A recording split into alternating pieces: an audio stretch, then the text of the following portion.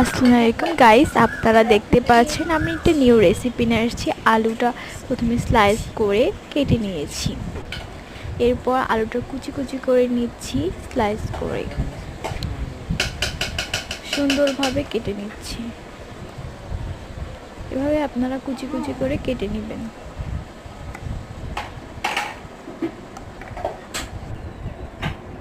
এরপর একটা পাত্রে আপনারা ধোয়া আলুগুলো ভালোভাবে ধুয়ে নেবেন। পাত্রে ঢেলে চিকন করে আমি দেখাচ্ছি ওখানে কতটা চিকন করেছি।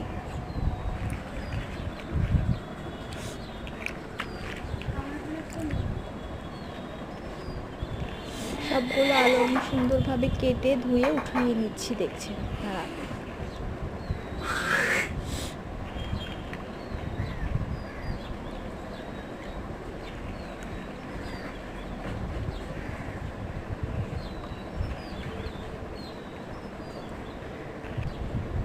সব আলুটা ধোয়া শেষ, আপনারা পরিষ্কার ফ্রেশ আলুটা দেখছেন।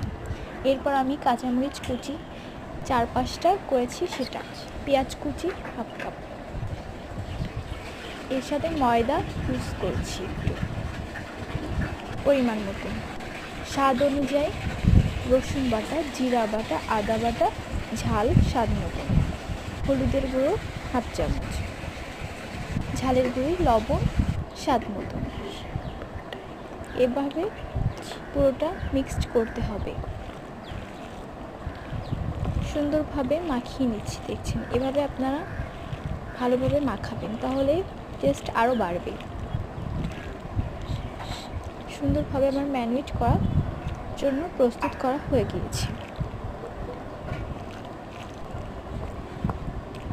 সুন্দরভাবে এটা আমি ম্যারিনেট করব, এখন ঢেকে রাখবো। 5 মিনিট ঢেকে রাখার পরে আমরা আবার চুলোয় আঁচে দেব। দেখতেই পাচ্ছেন মাঝে আমি একটা ফুলের বিরতি নিয়েছি। একটা চুলোয় প্যান নিয়ে নিয়েছি, তাতে পরিমাণ মতো তেল দিচ্ছি।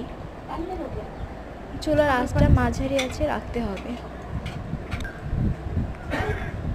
এবার সেই ম্যারিনেট করাটা দেখছি কতটাই নরম হয়ে গিয়েছে। এখন আমি চুলা গরম হলে সেটা দিয়ে দিয়েছি। এটা আলুটা আছে ভাজতে হবে। আমার ভাজা প্রায় শেষ। এখন খুবই মুচমুচে এবং খুব সুন্দর দেখতেই দেখা যাচ্ছে।